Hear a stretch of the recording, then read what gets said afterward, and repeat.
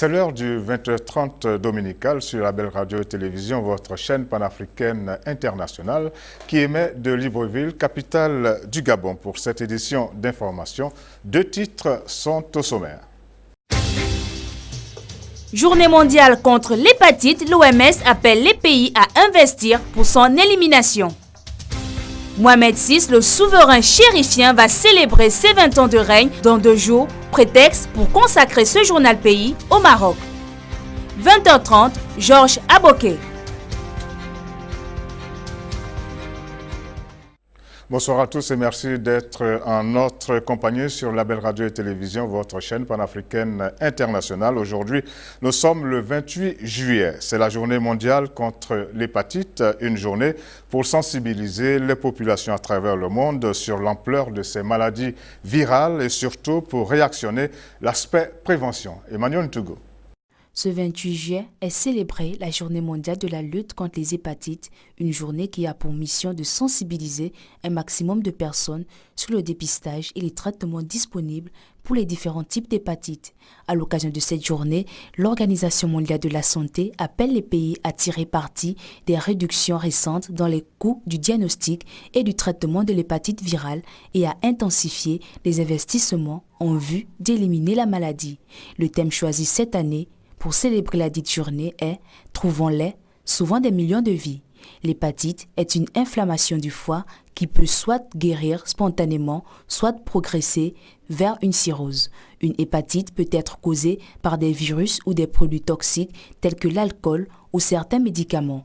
Il existe 5 virus désignés par les lettres A, B, C, D et E qui ciblent le foie, mais ils ont chacun une morphologie propre qui nécessite des moyens de dépistage et des traitements spécifiques à chaque type. Les hépatites virales B et C sont de graves problèmes de santé qui touchent 325 millions de personnes dans le monde. Elles comptent parmi les causes premières du cancer du foie qui entraîne 1,34 million de décès chaque année. Pour rappel, le 28 juillet a été choisi en hommage au jour de naissance du prix Nobel du Dr Baruch Blumberg qui a découvert le virus de l'hépatite B et mis au point un test ainsi qu'un vaccin contre ce virus. Comme annoncé, notre Focus Pays ce soir est consacré au Maroc, un pays qui compte de plus en plus en Afrique.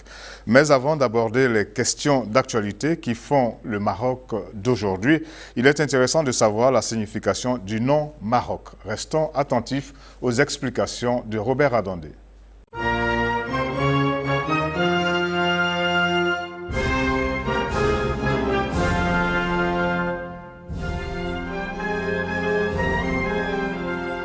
Loin de se résumer à la seule ville de Marrakech, fondée en 1070, le Maroc en tire pourtant son nom.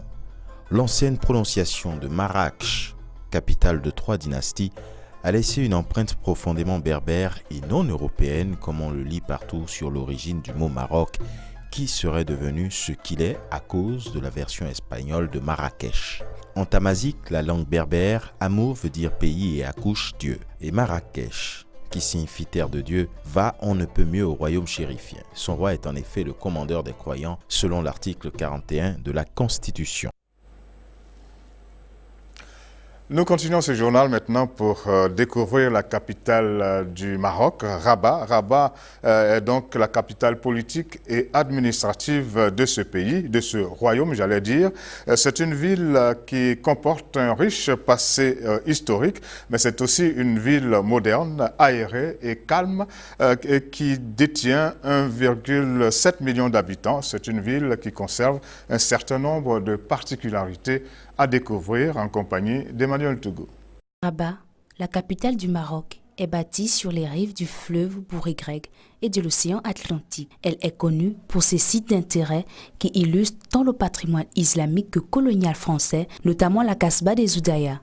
Ce fort royal de l'époque berbère est entouré par des jardins formels de style français et surplombe l'océan. L'emblématique tour Hassan de la ville, un minaret du XIIe siècle, domine les vestiges d'une mosquée. La ville est située au bord de l'Atlantique, au nord-ouest du Maroc, à 40 km au sud de Kénitra et 240 km au sud-ouest de Tanger et du détroit de Gibraltar et à 87 km au nord-est de Casablanca. Elle est séparée de la ville de Salé au niveau de l'embouchure du Bouregreg, d'où leur surnom de villes jumelles. Avec 1,7 million d'habitants, Rabat est la capitale politique et administrative du Maroc depuis l'indépendance en 1956. Rabat ne s'est pas forgé une identité de destination touristique en tant que telle. Les rares visiteurs qui y séjournent découvrent pourtant un vrai joyau. Très européenne, avec son architecture coloniale remarquable et ses élégants avenues bordés de palmiers, est tout aussi cosmopolite que sa grande voisine. La ville se distingue également par ses restaurants nombreux et proposant une excellente cuisine. Si la vie nocturne n'égale pas celle de Casablanca, une balade en début d'après-midi dans les principales avenues de Faubourg d'Agdal où se rassemble la jeunesse branchée reste tout aussi divertissante. Enfin, ceux qui souhaitent s'échapper de l'environnement urbain trouvent refuge sur les plages plus au nord. À la tête d'un royaume, il y a un roi et celui qui règne en ce moment sur le Maroc s'appelle Mohamed VI. Il est né le 21 août 1963 à Rabat, justement la capitale de ce royaume. Il est le 23e monarque de la dynastie alaouite et le 3e à porter le titre de roi du Maroc depuis le 23 juillet 1999. Nous retrouvons Robert Adandé. Le roi Mohamed VI est le fils de son prédécesseur Hassan II et de Laïla Latifa. Son père le fait entrer à l'âge de 4 ans au collège royal à Rabat.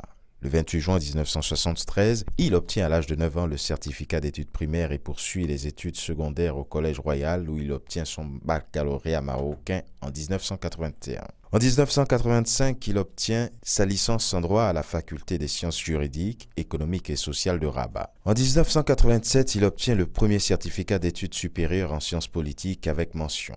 En juillet 1988, il réussit, toujours avec mention, ses derniers examens pour l'obtention du DEA en droit public. Son père, le roi Hassan II, décide alors de l'envoyer en novembre 1988 à Bruxelles pour lui permettre d'effectuer un stage de quelques mois auprès de Jacques Delors, alors président de la Commission européenne. Sa première mission officielle à l'étranger a lieu le 6 avril 1974 quand, âgé de 10 ans seulement, il représente le roi Hassan II lors des obsèques du président français Georges Pompidou. Du 23 au 30 juillet 1980, il effectue une tournée dans plusieurs pays africains et rencontre les présidents Léopold Sédar Senghor du Sénégal, Ahmed Sékou Touré de Guinée, Félix Houphouët-Boigny de la Côte d'Ivoire, Amadou Ahidjo du Cameroun et Shehu Shagari du Nigeria. Il leur remet des messages personnels du roi Hassan II. Le 26 novembre 1985, il est nommé par le souverain coordonnateur des bureaux et services de l'état-major général des forces armées royales et représente son monarque de pair à plusieurs cérémonies officielles. En octobre 1993, il obtient à l'université de Nice, Sophia Antipolis en France,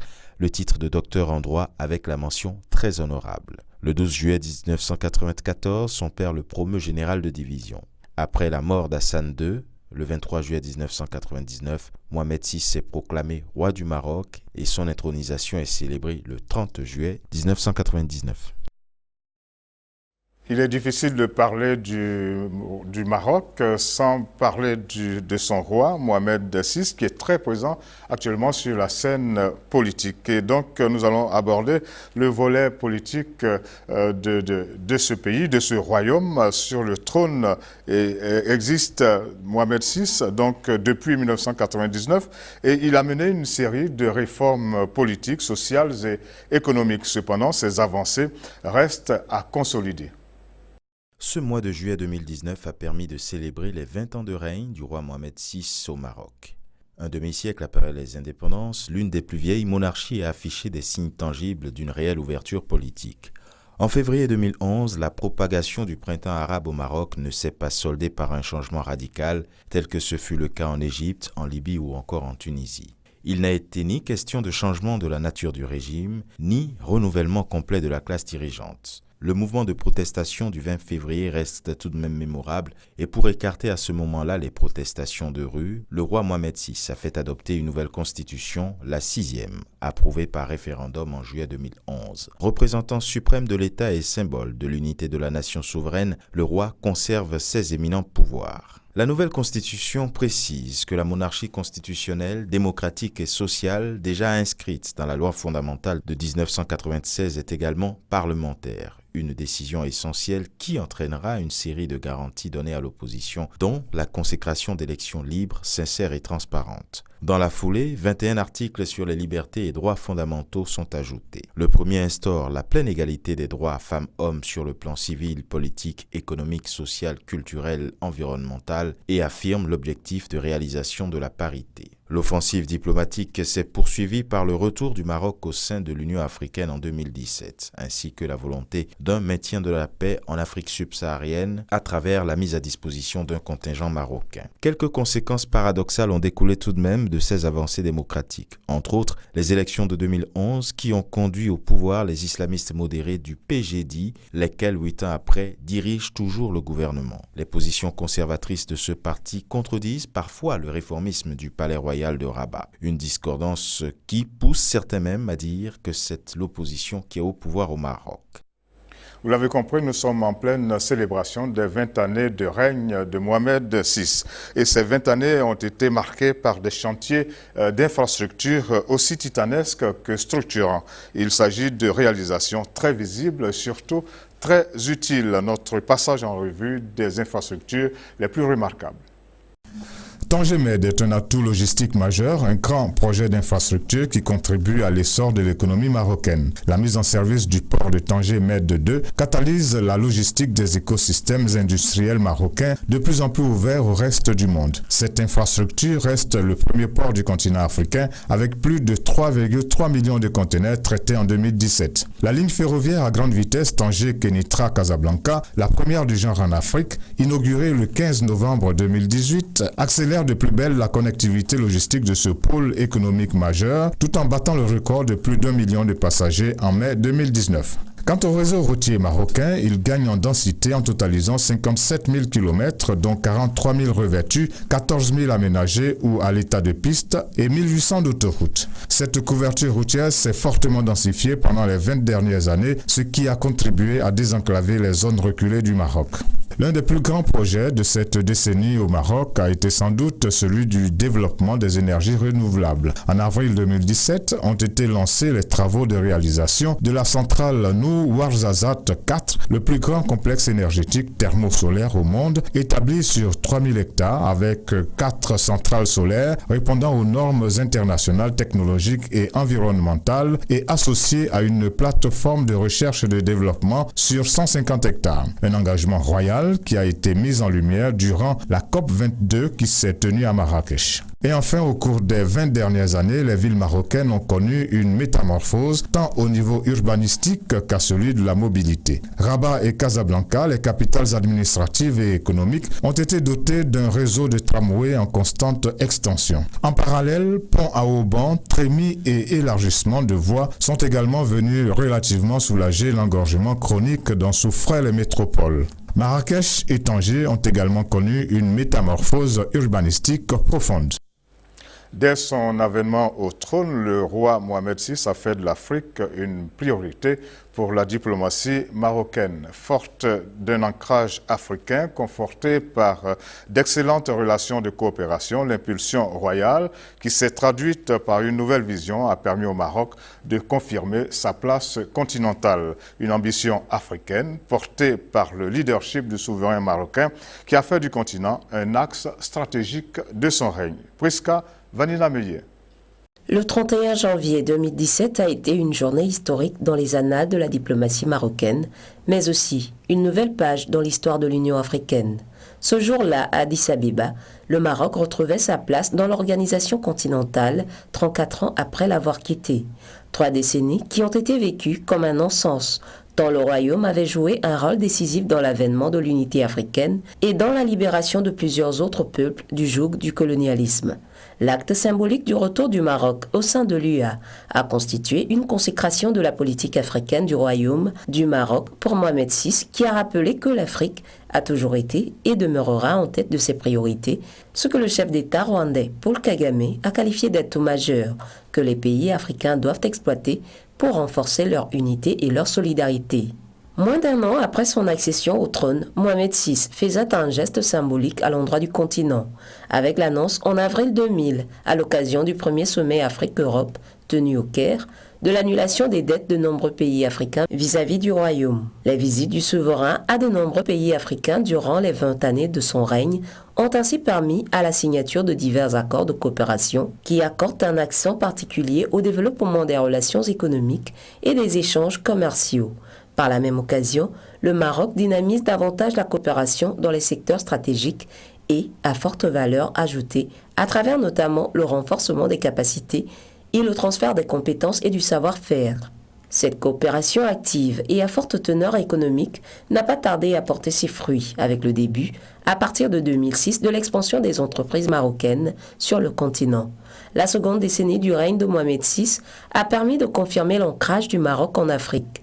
Banques, télécoms et BTP ont ainsi été les précurseurs d'une stratégie d'expansion qui n'a cessé. Selon la vision royale, il ne s'agit non pas de voir l'Afrique comme un vaste marché aux potentialités prometteuses, mais parce qu'il est temps que les richesses de l'Afrique profitent à l'Afrique.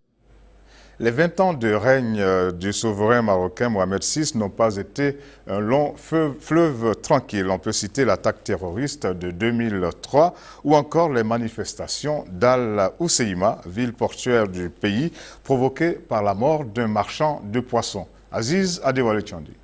Celui que l'on surnommait au moment où il arrivait sur le trône le roi des pauvres, Mohamed VI, a affronté ces dernières années des mouvements de revendication dans des régions considérées comme marginalisées par de nombreux observateurs.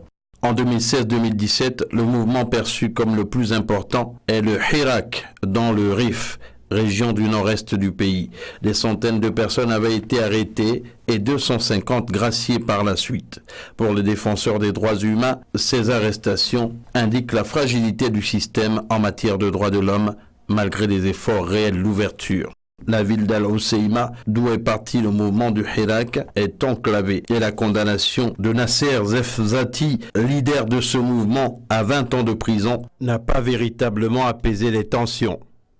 Pour rappel, le 28 octobre 2016, à Al-Hoceïma, un homme de 30 ans est écrasé dans un camion-benne de ramassage d'ordures alors qu'il tente de s'opposer à la confiscation de son poisson, un espadon, dans une opération de police. Cette mort tragique avait provoqué à travers tout le pays une vague de manifestations. Et sur le plan sécuritaire, il y a eu la série d'attentats de 2003 qui avait fait officiellement 41 morts. Environnement, le Maroc s'est engagé à réduire de 42% les émissions de gaz à effet de serre d'ici à 2030. C'était lors d'une réunion préparatoire du sommet des Nations Unies sur le climat à Abu Dhabi, aux Émirats Arabes Unis. Emmanuel Togo. Madame Louafi, la secrétaire d'État chargée du développement durable du Maroc, a affirmé lors d'une réunion préparatoire du sommet des Nations Unies sur le climat que son pays ambitionne de réduire de 42% les émissions à effet de serre d'ici 2030. Pour réaliser cet objectif, le pays va procéder à la création de 5 institutions nationales qui vont constituer le socle de l'écosystème de cette transition énergétique en dehors d'une mutation réglementaire et législative menée avec la politique du roi Mohamed VI. Il faut relever que la mise en œuvre des engagements pris nécessite des choix, technologies fiables et compétitifs. Son objectif est aussi de faire de l'efficacité énergétique une priorité au niveau national. Selon cette dernière, le financement ne concerne pas seulement les projets d'atténuation et d'adaptation, mais devrait également bénéficier à la promotion de la recherche, au développement et à l'innovation.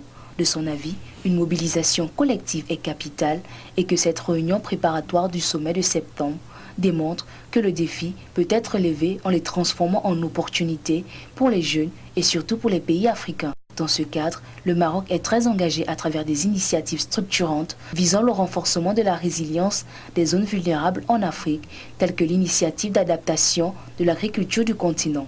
Selon elle, pour atteindre la neutralité carbone d'ici 2050, il faut des transitions rapides de grande envergure dans différents domaines, en particulier dans les secteurs de l'énergie, de l'industrie, du transport, des infrastructures et de l'urbanisme. Les dernières innovations technologiques dans le domaine de l'aviation civile ont été au menu des journées dénommées Innovation Day. C'était jeudi dernier à Casablanca. Ces journées ont été spécialement dédiées à la transformation technologique et à la digitalisation des aéroports. Laïka Magoura. L'Office national des aéroports, ONDA, a organisé sa journée Innovation Day le 25 juillet 2019 à l'Académie internationale Mohamed VI de l'aviation civile de Casablanca. Pour l'occasion, le directeur des systèmes d'information à l'ONDA, Abdelalim El-Karimi, a souligné que cette rencontre s'inscrit dans le cadre de la stratégie digitale de l'Office qui s'étale sur une feuille de route de 3 ans portant sur les processus internes pour l'efficacité opérationnelle, l'expérience du passager au sein de l'aéroport et l'amélioration des revenus. Un événement qui s'est tenu en partenariat avec Cita Maroc, fournisseur des services informatiques dans le domaine de l'aéronautique, a pour sa part mis en évidence au cours de la journée une plateforme commune à partager entre les compagnies aériennes. Cette solution permet d'accéder rapidement et efficacement à leur système informatique depuis n'importe quel aéroport grâce à l'utilisation d'un serveur informatique distant de la technologie. Une solution biométrique faisait également partie des innovations exposées. Il s'agit d'un système de reconnaissance faciale qui automatise et accélère le parcours des passagers dans les aéroports sans avoir à utiliser le passeport ou la carte d'embarquement. Éducation, le projet d'ouverture d'un nouveau doctorat à l'Université internationale de Casablanca est né de la volonté de son partenaire stratégique de l'école de commerce Clermont-Ferrand en France. L'objectif de ce projet est de délocaliser ces différents programmes en les mettant à la disposition des étudiants du continent. Nathalie Okeela. Le projet de l'ouverture d'un nouveau doctorat à l'Université internationale de Casablanca au Maroc est né de la volonté de son partenaire stratégique, l'école de commerce de Clermont-Ferrand de France. Le but est que cette école supérieure de commerce veut ainsi délocaliser ses différents programmes en mettant en place ce nouveau doctorat sur le continent africain.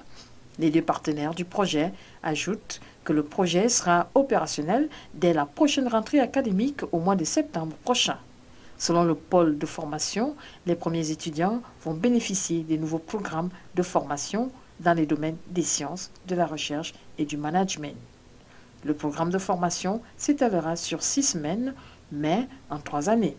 Pour le directeur du pôle de formation, plusieurs professionnels souhaitent se reconvertir pour que l'Afrique soit dotée d'une nouvelle vague de docteurs en recherche appliquée, en enseignement et en consulting capables d'utiliser des méthodologies scientifiques. Le nouveau doctorat sera très sélectif sur études de dossier. Les premiers étudiants devront choisir leur spécialité avec comme objectif et obligation la publication des travaux de recherche et dès la 2e année de formation, les étudiants apprendront à justifier la pertinence de leur méthodologie de recherche. Pour la culture, nous avons retenu un sujet qui parle de street art, c'est-à-dire d'un art qui est pratiqué dans la rue. Explication découverte avec Marie-Paul Redombina. Résidence artistique, battle graffiti et exposition street art, c'est le festival Baga Baga qui met le street art en valeur. Et pour l'occasion, le street art a investi la ville de Casablanca pour une 6e édition qui a exploré l'art urbain. Cette année, les performances murales étaient exquises avec des artistes de renommée internationale qui ont eu l'occasion de laisser une trace géante sur les murs de la ville avec du carton, de la bande dessinée et des arts graphiques. Cette édition 2019 a été marquée par une nouveauté, l'organisation d'une exposition qui relie le street art et l'art contemporain. Cette édition constitue une ouverture sur l'art contemporain tout en gardant la spécificité street art. La résidence Bouin Bouin a réuni des artistes de la bande dessinée et de l'illustration qui, en l'espace de quelques temps, ont migré le temps du festival du support papier au mur. La Battle Graffiti a été bien représentée pour une 3e édition qui a réuni 12 artistes présélectionnés qui se sont affrontés devant un jury prestigieux. Ce rendez-vous artistique construit une nouvelle passerelle entre le street art et l'art contemporain pour célébrer le patrimoine art déco de Casablanca à travers l'univers artistique d'Afrique, mais également celui d'autres continents. En sport, faut-il encore le dire, faut-il encore le relever, le football reste le sport roi, le sport le plus populaire. Au Maroc, plusieurs compétitions d'envergure internationale sont organisées annuellement. On peut citer le Marathon des Sables, le Marathon de Marrakech, le Grand Prix Hassan II de tennis et le Tour du Maroc cycliste. Mais le sport le plus populaire au Maroc est le football. L'équipe du Maroc de football arabe est aussi appelée équipe des Lions de l'Atlas. Elle est constituée par une sélection des meilleurs joueurs marocains évoluant au Maroc ou à l'étranger sous l'égide de la Fédération royale marocaine de football. Le Maroc s'est illustré dans de nombreuses compétitions internationales. Il a été vainqueur de la Coupe d'Afrique des Nations en 1976 et finaliste en 2004. Était aussi la première équipe africaine et arabe à atteindre la 8e de finale de la Coupe du Monde en 1986. En avril 1998, le Maroc a été classé 10e selon le classement de la FIFA. C'était le meilleur classement qu'a pu avoir une équipe arabe et africaine jusqu'en 2010. L'équipe du Maroc a participé au total à 19 phases finales de la Coupe d'Afrique des Nations de football. Au niveau mondial, l'équipe a participé à 5 phases finales de la Coupe du Monde de football. Pour le compte de la 32e édition de la Coupe d'Afrique des Nations 2019, les Lions de l'Atlas ont franchi le carré des 8e de finale. Voilà, c'est le lieu de rappeler que le 30 juillet, donc dans 2 jours, ça va être la fête du trône. Cette fête est la plus importante fête civile au Maroc. Elle est célébrée le jour de l'intronisation du monarque. Et puis nous allons boucler avec un proverbe. Vous savez qu'au Maroc, on dit que les proverbes sont les lampes des mots. Et on y retrouve la sagesse du peuple transmise de bouche à oreille de façon ancestrale. Et ce proverbe que nous avons choisi aujourd'hui, il est tout simple, il est tout court. Il dit « Une seule main n'applaudit pas ». Cela pour dire que le Maroc a décidé, malgré son succès, d'aller à la conquête de l'Afrique et de faire en sorte que le succès gagne également tous les autres pays africains. Merci beaucoup d'être resté dans notre compagnie pour ce périple au Maroc, mais ce journal n'est pas terminé. Nous allons le boucler tout à l'heure.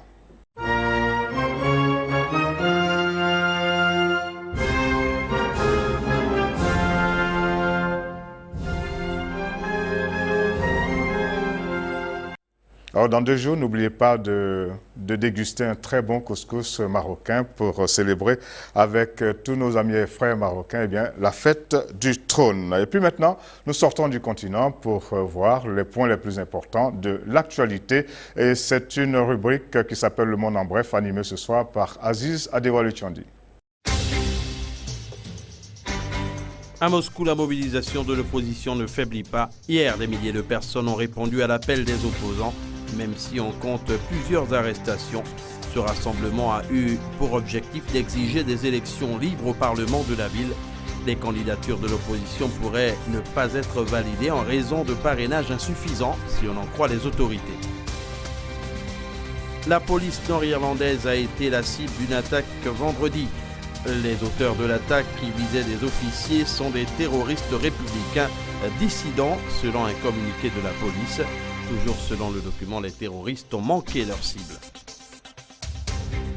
En Chine, l'éboulement survenu il y a 5 jours a causé la mort d'au moins 36 personnes et fait de nombreux blessés. De sources officielles, les secouristes tentent tout ce qu'ils peuvent pour sauver des vies. Une vingtaine de constructions a été ensevelie dans la province de Guizhou. 15 personnes sont portées disparues, indique le même bilan. Egan Bergan devenu un véritable héros dans sa ville natale de Zicapuera en Argentine. Plusieurs milliers de personnes ont célébré le jeune champion du Tour de France 2019. Dans ce village en altitude, le jeune coureur de 22 ans est devenu ce dimanche le premier Argentin à remporter le Tour de France. Merci beaucoup encore à vous d'être restés en notre compagnie. Nous vous souhaitons une bonne fin de week-end et nous vous disons à bientôt toujours sur les antennes de la Belle Radio et Télévision, votre chaîne panafricaine internationale. Au revoir.